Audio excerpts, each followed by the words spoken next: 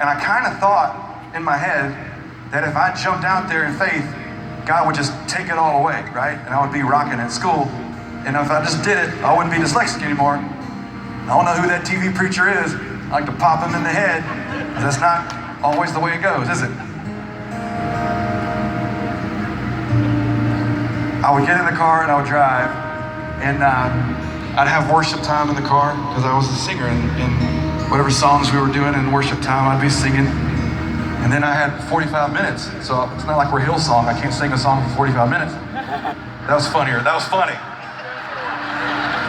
That was good. We're touring with them. Don't tell them I said that in the fall. So I'd sing for a while, and then I would just kind of drive, and then I'd start thinking, and I was just kind of like this. In 45 minutes, I would go through every emotion.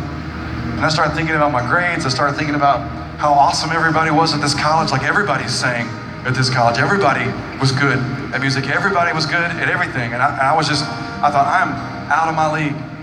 How many times am I going to take math, right? And I would just drive and I would whine. And I'm like, God, you got the wrong guy. I don't need to be here. And in the middle of worshiping and then praying and then whining for a while and then coming back around, somewhere in there, I started sort of singing my prayers. And these songs just started happening. I didn't have anybody to sing them to. And this song that we're about to sing is called Voice of Truth. And it just started with me in the car. And the song wasn't called Voice of Truth. It was called Fear. That was the name of this song for years. Because it's how I felt. I felt like everybody was going to figure it out and they're going to send me home. And I wasn't good enough to serve God.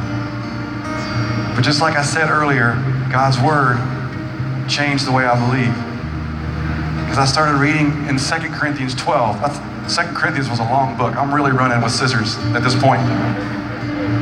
And a guy named Paul said this: to keep me from becoming conceited, because of these surpassingly great revelations, there was given to me a thorn in my flesh, a messenger of Satan to torment me. Paul says 3 times I pleaded with the Lord to take it away from me.